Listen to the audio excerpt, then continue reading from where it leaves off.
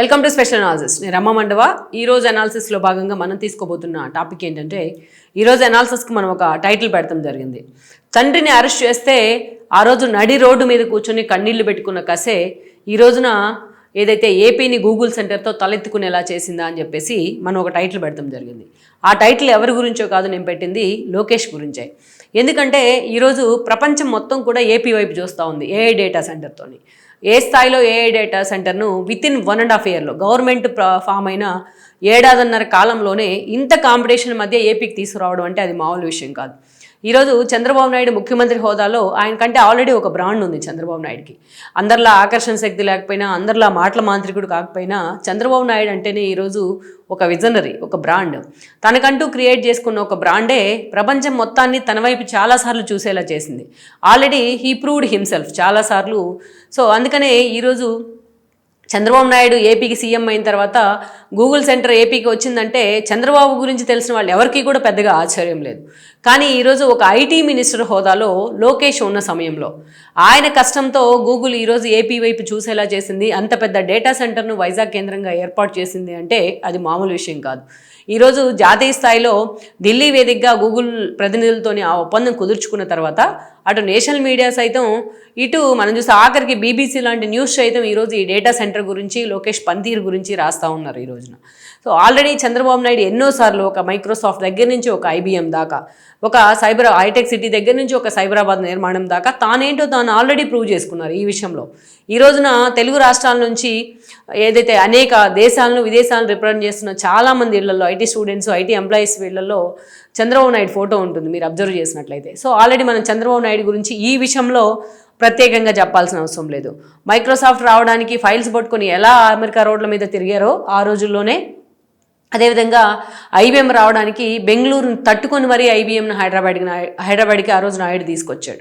So అందుకనే ఈరోజు చంద్రబాబు గురించి ప్రత్యేకంగా ఆయన ఐటీకి ఆద్యుడనో లేకపోతే మనం ప్రత్యేకంగా ఎండాస్ చేయాల్సిన అవసరం అయితే లేదు. కానీ ఇక్కడ మనం చెప్పుకోవాల్సింది లోకేష్ గురించే. ఈరోజు లోకేష్ ఐటీ మినిస్టర్గా ఉన్నారు. ఎందుకంటే 5 ఏళ్ల పాటు ఎంతో కొంత ఆయన అప్పుడు కూడా ఐటీ మినిస్టర్గా ఉన్నారు, పరిశ్రమల శాఖ మంత్రిగా ఉన్నారు. అటు తండ్రి సహాయంతో ఎంతో కొంత రాష్ట్రం వైపు ఐటీని చూసేలా చేశారు, అనాథలా మిగిలిన ఏపీని. కానీ ఆ కొంచెం పాజిటివ్ వైబ్ని కూడా జగన్మోహన్ రెడ్డి 5 ఏళ్ల కాలంలో తన అరాచక పాలనలో మొత్తాన్ని కూడా రివర్స్ టెండరింగ్ చేసేశారు, పరిపాలనను కూడా. ఆ రోజు చూస్తే ఒక హెచ్ఎస్బీసీ లాంటి ఐటీ సంస్థ వైజాగ్ నుంచి వెళ్ళిపోయింది. చిత్తూరు నుంచి ఒక అమర్ రాజా బ్యాటరీస్ని వెళ్ళగొట్టారు. కియా కార్ల ఎక్స్టెన్షన్ ప్లాంట్ని వెళ్ళగొట్టారు అనంతపురం నుంచి. అదేవిధంగా మనం చూసినట్లయితే జాకీకి అండర్ గార్మెంట్ సంస్థ కూడా వెళ్ళిపోయింది. మిలియన్ టవర్స్లో ఉన్న ఎన్నో ఐటీ కంపెనీస్, చిన్న చిన్న ఐటీ కంపెనీస్లు కూడా మొత్తం క్లోజ్ చేయించే ప్రయత్నం జరిగింది వైఎస్ఆర్సీపీ నుంచి. అంటే రాష్ట్రాన్ని ఒక బీహార్గా మారిస్తే తప్ప, ఒక దొంగల ముఠా కేంద్రంగా మారిస్తే తప్ప జనం అంతా కూడా జగన్మోహన్ రెడ్డి మీద ఆధారపడరు. ఇదొక blind game. Jaganmohan Reddy and team కలిసి ఆ 5 ఏళ్ల పాటు దాని టేస్ట్ ఎలా ఉంటుందో జనానికి చూపించారు. జనం కూడా రివర్స్ అయ్యారు. జనం తలుచుకుంటే ఆ టేస్ట్ ఎలా ఉంటుందో కూడా జగన్మోహన్ రెడ్డి 11 సీట్ల రూపంలో చూపించారు. ఈరోజు మళ్ళా కూటమి అధికారంలోకి వచ్చింది. గతంలో పరిశ్రమల శాఖ మీద ఫోకస్ పెట్టిన లోకేష్ ఈసారి చూసినట్లయితే ఐటీతో పాటు విద్యాశాఖ తీసుకున్నారు.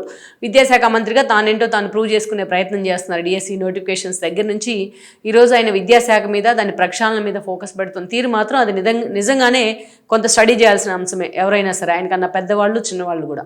బట్ ఈరోజు ఐటీ మినిస్టర్గా లోకేష్ మీద ఇంకా పట్టుదల పెరిగింది, ఆయనకి బాధ్యత పెరిగింది.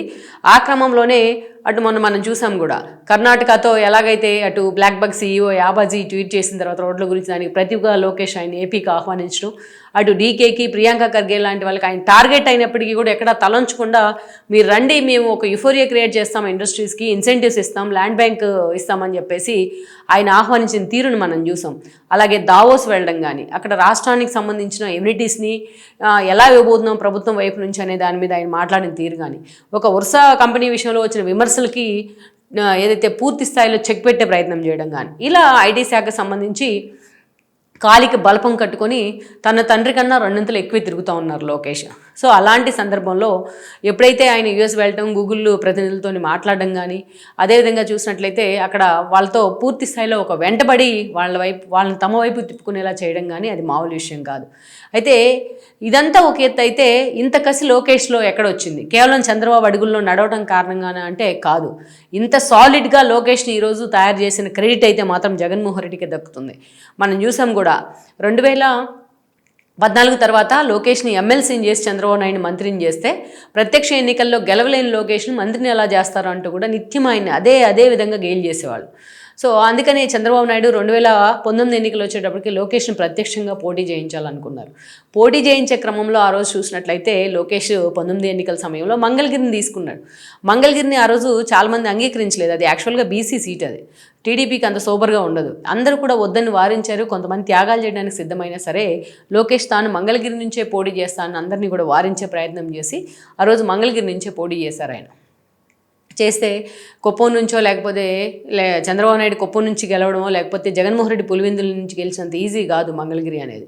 బట్ ఆ రోజు మంగళగిరిలో జగన్మోహన్ రెడ్డి ఆర్కే లాంటి వాళ్ళకి స్పెషల్ టార్గెట్స్ పెట్టారు. షర్మిల లాంటి వాళ్ళతో ప్రచారం చేస్తే మంగళగిరి నుంచి ఓడిపోయారు లోకేష్. 5 ఏళ్ల పాటు లోకేష్ ఓటమే ఒక ఎత్తు, అదేవిధంగా పార్టీ ఓటమే ఒక ఎత్తు అన్నట్టుగా వైఎస్ఆర్సీపీ ప్రచారం చేసింది. లోకేష్ని ఆయన ఆహార్యంతో పాటు ఆయన ఆహారాన్ని కూడా టార్గెట్ చేశారు. ఒక హేళన చేశారు. ఆయన నిత్యం హేళన చేసేవాళ్ళు. ఆయన భాషని, ఆయన ఆహార్యాన్ని, ఆయన బట్టల్ని, ఆయన తిండిని, ఆయన భార్యని, ఆయన పిల్లల్ని, ఆయన ఫ్యామిలీని కూడా టార్గెట్ చేసే ప్రయత్నం చేసేవాళ్ళు. కానీ లోకేష్ అన్నిటికీ కూడా తాను ఎవల్యూట్ చేసుకోవడానికి ఆయనకు ఆల్మోస్ట్ ఒక 3 years పట్టింది.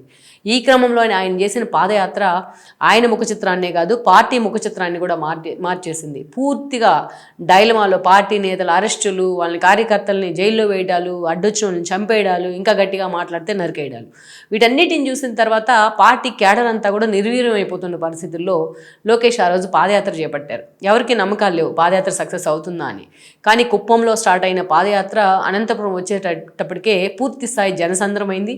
అక్కడి నుంచి నెల్లూరు ప్రకాశంలో వచ్చేటప్పటికే లోకేష్ పాదయాత్రని ప్రజలే ఓన్ చేసుకున్నారు. అక్కడి నుంచి గుంటూరు విజయవాడకి వెళ్ళేటప్పటికే ఆయన లోకేష్ని జనమే నడిపించుకుంటా తీసుకెళ్లారు. అలా తానేంటో ప్రూవ్ చేసుకునే ప్రయత్నంలో పాదయాత్రలో లోకేష్ పూర్తిగా ఎవల్యూట్ అయ్యారు, పూర్తిగా మారిపోయారు లోకేష్. అలాంటి లోకేష్ని తొక్కేసే ప్రయత్నమే చంద్రబాబు నాయుడు అరెస్ట్. పాదయాత్రతో పార్టీకి మళ్ళీ బూస్ట్ వస్తుంది, చంద్రబాబు నాయుడు సీఎం కావడం అనే అంచనాలు వస్తున్న క్రమంలో జగన్మోహన్ రెడ్డి అప్పటికప్పుడు ఒక కేసు వేయలేని చోట కేసు క్రియేట్ చేసి చంద్రబాబు నాయుడిని స్కిల్ డొమైన్ కేసులోని 52 రోజుల పాటు జైల్లో పెట్టారు. నంద్యాల నుంచి ఆయన్ని అరెస్ట్ చేసి తీసుకొచ్చే క్రమంలో లోకేష్ రాజోల్లో తన పాదయాత్రకు బ్రేక్ ఇచ్చి ఏదైతే విజయవాడ రాజమండ్రి సెంట్రల్ జైలుకి రావడం జరిగింది. అక్కడికి వస్తే కనీసం తన తండ్రితో కూడా లోకేష్ని మాట్లాడనివ్వలేదు ఆ రోజు Jaganmohan Reddy and team. Lokesh Chandrababu Naidu arrest చేసి లోపలికి తీసుకెళ్తా ఉంటే ఆ రోజు లోకేష్ నడి రోడ్డు మీద కూర్చున్నాడు ఒంటరిగా. లోకేష్ని ఓదార్చడానికి అప్పటికి ఇంకా అక్కడికి బ్రాహ్మణి అండ్ భువనేశ్వర్ కూడా చేరుకోలేదు. పార్టీ క్యాడర్ని ఎవరిని కూడా దగ్గరికి రానిలేదు. పార్టీ నేతలు ఎవరిని కూడా అరెస్టులు చేసి పడేశారు. ఆ తన కారు దగ్గర రోడ్డు మీదే లోకేష్ 2 మోకాళ్ళ మీద 2 చేతులు పెట్టుకుని తల ఉంచుకొని ఆయన కన్నీళ్ళు పెట్టుకున్న ఒక హృదయ విదారక దృశ్యం ఏదైతే ఉందో ఇప్పటికీ ఆ ఫోటోను కానీ ఆ విజువల్ని కానీ ఎవ్వరూ మర్చిపోలేరు. తనని వైఎస్ఆర్సీపీ 10 ఏళ్ళు అవహేళన చేసింది, 10 ఏళ్ళు గేలు చేసింది ఒక ఎత్తు అయితే ఆ రోజు తన తండ్రిని లోపలేసి తన నడి రోడ్డు మీద కూర్చునేలా చేసింది ఒక ఎత్తు. అది ఎవరైనా సరే ఆ ప్లేస్లో ఊహించుకోండి. ఎవరైనా లోకేష్ ఒక్కడే కాదు, ఎవరికున్నా సరే రక్తం మరిగిపోతూ ఉంటుంది. కానీ తిరగబడే అవకాశం ఉంటుంది. తిరగబడితే ఆ రోజు లోకేష్ అక్కడే అరెస్ట్ చేసే అవకాశం ఉంటుంది. కానీ ఎంతో సమయంతో పంటి బిగునే బాధను భరిస్తూ ఆయన కన్నీళ్ళు పెట్టుకున్నారు. కానీ ఆ రోజు తిరగబడలా జగన్మోహన్ రెడ్డి మీద. అటు నుంచి అటే ఢిల్లీ వెళ్ళి అటు లాయర్లతో మాట్లాడుతూ తన తండ్రి కేసుని పర్సూ చేసే ప్రయత్నం చేశారు.